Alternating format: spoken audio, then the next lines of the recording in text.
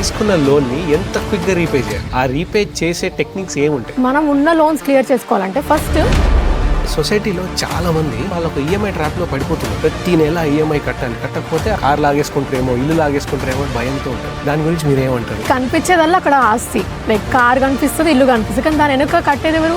మీరే. మళ్ళీ వచ్చిన శాలరీ వీళ్ళకి పంచడమే అయిపోతుంది. ఇంకా మనకి క్రెడిట్ కార్డ్ వాడొచ్చా వాడకూడదా? ఈ రోజు బిగ్ బిలియన్ సేల్ నడుస్తుంది, ఇక్కడ ఇది కొనేద్దాము, రేపు అందులో సేల్ నడుస్తుంది, అది కొనేద్దాం అంటే definitely not. That is one more biggest trap. Full length podcast episode consume చేయలేకపోతే దాని నుండి జనరేట్ అయిన షార్ట్ అండ్ ఇన్ఫర్మేటివ్ క్లిప్స్ కోసం ది ఆర్ఆర్ఆర్ షో క్లిప్స్ అనే యూట్యూబ్ ఛానల్ ని సబ్స్క్రైబ్ చేసుకోండి. సొసైటీలో చాలా మంది ఇల్లు కొనుక్కోవాలి, కార్ కొనుక్కోవాలి అని చెప్పి వాళ్ళ స్తోమతకు మించి, వాళ్ళ తాహతుకు మించి కార్ కొని, హౌస్ కొని లోన్స్ తీసేసుకుంటారు. సరే, సొసైటీ దాన్ని అప్రిషియేట్ చేస్తుంది, మంచి కార్ ఉంది, మంచి లోన్ ఉంది అని. బట్ వాళ్ళు అక్కడ తీసుకున్న లోన్కి ఈఎంఐ ట్రాప్లో పడిపోతున్నారు. ప్రతి నెల ఈఎంఐ కట్టాలి, కట్టకపోతే ఆ కార్ లాగేసుకుంటారేమో, ఇల్లు లాగేసుకుంటారేమో అని భయంతో ఉంటారు. ఈ on a positive note car వస్తుంది, ఇల్లు వస్తుంది, బట్ ఇంకొక సైడ్ చూస్తే వాళ్ళు ఒక ఈఎంఐ ట్రాప్లో పడిపోతున్నారు. దాని గురించి ఎవరు మాట్లాడరు, ఎవరు పట్టించుకోరు కూడా. దాని గురించి మీరేమంటారు? సో ఇప్పుడు మన సొసైటీ ఎలా ఉందంటే, కార్ అండ్ ఇల్లు ఉన్న వాళ్ళు సక్సెస్ఫుల్ అన్నట్టు ఒక ట్రాప్లో ఉండిపోతున్నాం మనం. బిహైండ్ దట్ మీరు అన్నట్టు లోన్స్ ఏమున్నాయి ఎవరికి కనిపించవు, ఎందుకంటే అవి మీ బ్యాంక్ నుంచి డైరెక్ట్గా డెబిట్ అయిపోతుంది కాబట్టి. సో మీకు కనిపించేదల్లా అక్కడ ఆస్తి, లైక్ కార్ కనిపిస్తుంది, ఇల్లు కనిపిస్తుంది, కానీ దాని వెనుక కట్టేది ఎవరు? మీరే. మళ్ళీ so it's like we are trained అనమాట. ఓకే, అవి ఉంటేనే మనం సక్సెస్ఫుల్, అవి ఉంటేనే మనం ఒక మెట్టుకు ఎదిగామన్నట్టు ఉంది. సో దీనివల్ల ఈఎంఐస్ తీసుకొని ఒక సోషల్ స్టేటస్ క్యూ అంటారు కదా, అందులో పడిపోతున్నాం ఆ ట్రాప్లో మనం. అరే, లైఫ్లో మనకి సెటిల్ అవ్వాలంటే ఉండాలి, ఇక్కడ వెళ్ళాలంటే కార్లు ఉండాలి. ఇంతకుముందు పబ్లిక్ ట్రాన్స్పోర్టేషన్ యూస్ చేసేవాళ్ళు. ఇప్పుడు కోవిడ్ తర్వాత ఏమైందంటే lot of people due to family reasons or anything car కొన్న, ఇఫ్ యూ సీ కార్స్ ఏదైతే కొనే రేట్ కూడా చాలా పెరిగిపోయింది. The average number of people who are purchasing cars that has increase. ఇప్పుడు ప్రతి ఇంట్లో కార్ ఉంటుంది, బైక్ ఉంటుందో లేదో తెలియదు, కానీ కార్ అయితే ఉంటుంది.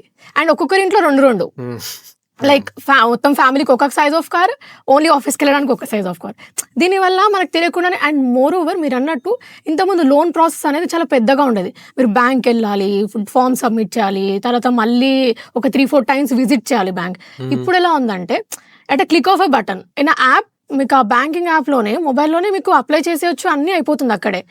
వాళ్ళ ఏజెంటే మీ ఆఫీస్ దగ్గర కానీ మీ ఇంటికి కానీ వచ్చేసి సైన్ తీసేసుకుంటారు. సో ఇట్స్ లైక్ అంత యాక్సెసిబుల్ అయిపోయేసరికి అడుగుతున్నారు కూడా, కార్ లోన్ కావాలా, ఫోన్స్ వచ్చి మనం కూడా తీసుకుంటే ఏమవుతుంది, రోజు ఇంత దూరం ఏం ట్రావెల్ చేస్తాం, 2 kilometers కూడా దూరం అయిపోయింది మనకి. ఇంతకుముందు 2 kilometers కూడా మనం 10 kilometers కూడా use to go on 2-wheeler. And more over comparisons ఎక్కువ అయిపోతున్నాయి. లైక్ ఇప్పుడు సపోజ్ ఇప్పుడు ఒకరింట్లో పెద్దవాళ్ళు ఉన్నారు, చిన్నపిల్లలు ఉన్నారు, అండ్ 10 kilometers దూరం నుంచి కార్ ఆఫీస్కి వస్తున్నారంటే car is a necessity for him. But ఇప్పుడు ఓకే, వాళ్ళు కొంటున్నారు, మనం కూడా కొనుక్కుందాము, మనం కూడా లైఫ్ని ఎంజాయ్ చేయాలి, ఉంటేనే ఎంజాయ్మెంట్ అనే దానికి వెళ్ళిపోయాం మనం. సో సంథింగ్ ఈజ్ లైక్ మనకి ఎలా అయిపోయిందంటే సొసైటీలో ఇప్పుడు జాబ్ చేస్తున్నావు కదా, ఇల్లు కొనేసుకో, కార్ కొనేసుకో, అదే ఇట్స్ లైక్ అల్టిమేట్ గోల్. ఇంకా మీకు అది ఒకప్పుడు జాబ్ చేస్తున్నావు కదా అమ్మ పెళ్లి చేసుకుంటారా ఇదని ఉండి, ఇప్పుడు జాబ్ చేస్తున్నావు కదా ఇల్లు కొనుక్కోవడానికి ఏంటి అలా. వాళ్ళు ఎక్కడ అడుగుతారన్న భయానికి మనమే ముందు కొనేసుకుంటున్నాం. యాక్చువల్లీ చూస్తే ఆ 4-seater లో ప్రతిసారి ఎప్పుడు ఒకరే ఉంటారండి. అండ్ దానివల్ల ఎంత పొల్యూషన్, ఎంత ట్రాఫిక్ ఉంటుంది. అండ్ కార్ పూలింగ్ సిస్టమ్, వేరే వాళ్ళ కార్లో వెళ్ళాలంటే నేను ఎందుకు వెళ్ళాలి, నా కార్లో నేను వెళ్తాను దర్జాగా అన్నట్టు అయిపోయింది మనకి. అండ్ సస్టైనబిలిటీ ఇష్యూస్ కూడా వస్తున్నాయి దీనివల్ల మనకి. లైక్ పొల్యూషన్ ఇంక్రీజ్ అయ్యి ఇదంతా ఇఫ్ యు సీ లైఫ్ స్టైలే చేంజ్ అయిపోయింది. అండ్ ఇదే లోన్స్ అండ్ ఈఎంఐస్ త్రూ చాలా మంది కూడా అప్పు తీసుకొని, అంటే వేరే ఏది రీజన్ అయినా కావచ్చు, లేకపోతే ట్రిప్కి వెళ్ళాలనుకోవచ్చు, తీసుకుంటున్నారు, అప్పు చేస్తున్నారు బేసిక్గా.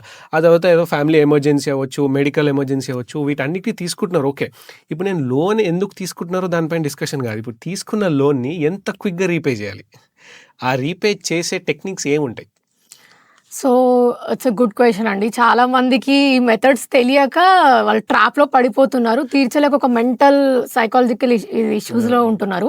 సో బేసిక్లీ ఏమవుతుందంటే మనకి డిఫరెంట్ టైప్స్ ఆఫ్ లోన్స్ ఉంటాయి. యాజ్ యూ సెడ్, మనకి ఇప్పుడు ట్రిప్కి వెళ్ళాలన్న లోన్ తీసుకుంటున్నారు, ఎందుకంటే same accessibility. You get a call from bank, and everyday మీకు అట్లీస్ట్ 3-4 మెసేజెస్ వస్తాయి. Exactly. You're eligible for this kind of personal loan, ఇంత ఎక్స్ ఆఫ్ క్రెడిట్ లిమిట్ ఉంటుంది అది. సో మనకి వెళ్ళి తీసుకుందాము 10,000 20,000 కదా మన ట్రిప్ కి సరిపోతుంది. అలా వాట్ హ్యాపెన్స్, పర్సనల్ లోన్స్ కి హైయెస్ట్ ఇంట్రెస్ట్ ఉంటుంది మళ్ళీ. 14.5 exactly, it starts from 12%. Different, ఇంకా 15-16 ఇంకా మీ క్రెడిట్స్ కొని బట్టి దాన్ని బట్టి ఇస్తారు. సో మోర్ ఓవర్ ఏమవుతుందంటే ఇప్పుడు మనకి అలా లోన్స్ తీసుకొని, అండ్ వెన్ ఎవర్ మనకి ఇప్పుడు ఇన్కమ్ పెరిగింది అనుకోండి, ఎవ్రీ ఇయర్ మనకి అప్రైజల్, సాలరీ క్లాస్ తీసుకోండి, అప్రైజల్స్ వచ్చినప్పుడు వాళ్ళు ఆ లోన్ని క్లియర్ చేయకుండా ఇంకా దానికి మన లైఫ్ స్టైల్ స్పెండింగ్స్ కానీ అలా పెంచుకుంటూ వెళ్తున్నారు. సో ఇఫ్ మనం ఉన్న లోన్స్ క్లియర్ చేసుకోవాలంటే first there are 2 ways. First మీరు చాలా చిన్న అమౌంట్స్ లోన్ అయితే ఏమో ఉంటాయో అవి క్లియర్ ఆఫ్ చేసేయండి. దానివల్ల మీకు ఒక మోటివేషన్ వస్తుంది. ఓకే, ఇది క్లియర్ 5 లోన్స్ ఉన్నాయనుకోండి, లెట్స్ అజ్యూమ్, ఒక చిన్నదాన్ని క్లియర్ చేశారనుకోండి, మీకు ఒక మోటివేషన్ వస్తుంది, అరే ఇది క్లియర్ అయిపోయింది, నెక్స్ట్ నేను వీటి మీద కాన్సన్ట్రేట్ చేసుకోవాలి. This another method called debt avalanche method. ఇందులో ఏమవుతుందంటే మనకు highest percentage of loan, like credit card and the personal loans have the highest rate of interest in India. So first ఏం చేయాలంటే మీరు ఏదైతే హైయెస్ట్ రేట్ ఆఫ్ ఇంట్రెస్ట్ ఉందో దానికి ఎక్కువ పే చేస్తుంటాం కదా, దాన్ని రీపే చేసుకుంటూ వెళ్ళారనుకోండి మీకు అమౌంట్ ఉన్నప్పుడల్లా, సో మీకు అనేది ఒక బర్డన్ తగ్గిపోతుంది. Highest first priority credit cards and then personal loans, because credit cards have the highest percentage of interest. If you don't pay monthly, it is like 3.5 to 4%. On an annum, it is like 36 to 40%. So most of the people ఇక్కడ కూడా struck అవుతారు. 4% కదండి, that's per month, not an year basis. 4% not even savings bank ఇస్తుంది ఇప్పుడు మనకి interest. కొన్ని banks 2.7% ఇస్తుంది మనకి bank rate of interest. 4% is per month you are paying on credit cards. So first credit cards ని target చేయాలి. Next ఏవైతే చిన్న చిన్న లోన్స్ ఉన్నాయో అవి తీర్చుకుంటూ వెళ్తే then you will certainly you will close them of. Basic గా సైకలాజికల్ థింగ్ ఇది. సైకలాజికల్ గా మనకి బర్డన్ అనేది తగ్గిపోయి భారం తగ్గిపోతుంది, మన మైండ్ అనేది చాలా రిలాక్స్ అయిపోతుంది ఫస్ట్ ఆఫ్ ఆల్. అండ్ ఇదే క్రెడిట్ కార్డ్స్ కంటిన్యూ చేస్తే చాలా ఫ్యామిలీస్, చాలా హౌస్ హోల్డ్స్ లో, ఇంక్లూడింగ్ మా హౌస్ హోల్డ్స్ లో కూడా క్రెడిట్ కార్డ్ వాడడం అంటే అదేదో పెద్ద ఏదో అప్పుల పాలు అవుతారా అన్నట్టు మాట్లాడతారు. అంటే వాళ్ళు కూడా ఒక రకంగా కరెక్టే చెప్తారు అనుకోండి. ఇప్పుడు నా దగ్గర లేవు డబ్బులు లేనప్పుడు నేను వేరే వాళ్ళ దగ్గర నుంచి తీసుకుంటున్నా. ఇప్పుడు నేను ఎక్కడి నుంచో వస్తాయిలే, నేను రీపే చేయొచ్చులే అని అనుకొని ఇస్తాను అనుకోండి. బట్ అది రాకపోతే మళ్ళీ ఇంకో నుంచి తీసుకొని వచ్చి వీళ్ళకి ఇవ్వాలి. ఇది ఒక పెద్ద స్కీమ్ అయిపోతుంది, వాడు అప్పుల పాలు అయిపోతారు అని చెప్పి అసలు క్రెడిట్ కార్డ్ జోలికే వెళ్ళడం చాలా దూరంగా ఉంచుతారు చాలా మందిని. మీరేమంటారు? డబ్బులతో ఫైనాన్షియల్ స్టేట్మెంట్స్ డీల్ చేసే వాళ్ళు క్రెడిట్ కార్డ్ని ఎట్లా చూడాలి? దాన్ని క్రెడిట్ కార్డ్ వాడొచ్చా, వాడకూడదా? So credit card itself is bad కాదు, దాన్ని ఎలా వాడుతున్నాం అనేది ఇంపార్టెంట్. మనము అనవసరమైన వాటికి లైఫ్ స్టైల్ స్పెండింగ్ కానీ లేదంటే మొబైల్స్ కానీ అనవసరమైన వాటికి కొంటే then definitely it's wrong thing.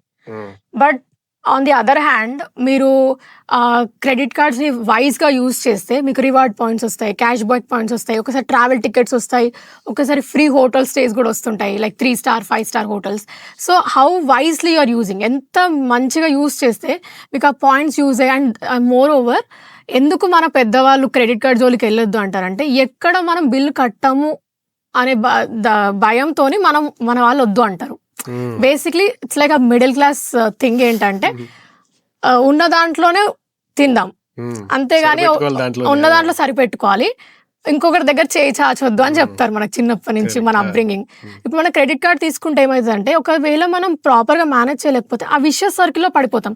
Like you said, వీళ్ళ దగ్గర తీసుకొని ఈ లోన్ కట్టాలి, మళ్ళీ వాళ్ళకి కట్టాలంటే ఇంకొకరి దగ్గర తీసుకోవడం, అది ఎప్పుడు అయిపోతుంది అంత సైకిల్? ఆ లూప్ లో పడిపోతుంటాం కదా మనం. వచ్చిన శాలరీ వీళ్ళకి పంచడమే అయిపోతుంది ఇంకా మనకి. సో దాన్ని ఎంత బాగా మీరు యూజ్ చేస్తున్నారు ఓకే.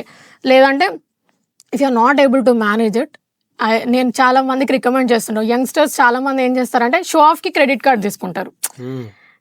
ఇప్పుడు వాడే వాళ్ళకి ఎలా ఉంటుంది అంటే, యూజ్ చేసిన వాళ్ళకి okay I have to end of the month నాకు బిల్ జనరేట్ అవుతుంది, అది నేను పే చేసేసుకోవాలి.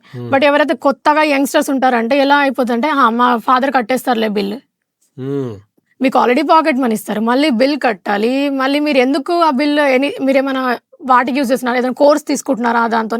లేదు, you're using on lifestyles which is not really worth it. ఇప్పుడు మీరు నిజంగా అంత యూస్ఫుల్ థింగ్స్ ఉంటే definitely you can do that.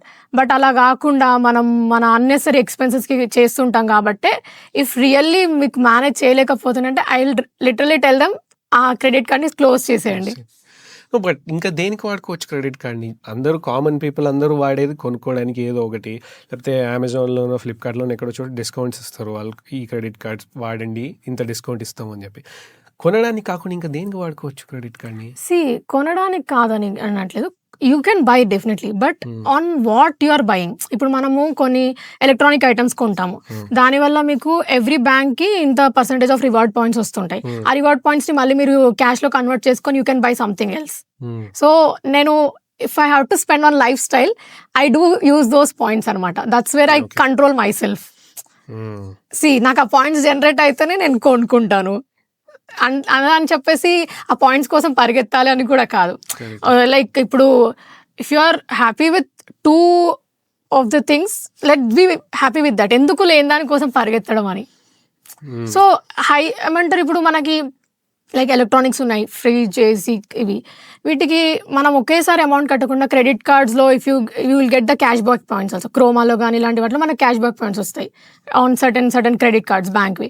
అప్పుడు మీరు వాడుకోవచ్చు. That's where you're using it wisely. అంతేగాని ఇప్పుడు ఓకే ఈరోజు బిగ్ బిలియన్ సేల్ నడుస్తుంది, ఇక్కడ ఇది కొనేద్దాము, రేపు అందులో సేల్ నడుస్తుంది అది కొనేద్దాం అంటే డెఫినెట్లీ నాట్, బికాస్ మీరే అందులో పడిపోతున్నారు. అండ్ ఈ క్రెడిట్ కార్డ్ దాంట్లో నేను పర్సనల్గా యూజ్ చేసే స్ట్రాటజీ ఏంటంటే, ఇప్పుడు నేను ఒక 50,000 పెట్టి ఏదైనా కొనాలనుకుంటున్నాను, ఫర్ ఎగ్జాంపుల్ ఒక ఫోన్ ల్యాప్టాప్ కొనాలనుకుంటే నేను ఎట్లా చూస్తా అంటే, నా అకౌంట్లో 50,000 ఉన్నాయా, నా అకౌంట్లో 50,000 ఉంటే అట్స్ వర్త్ ఇట్.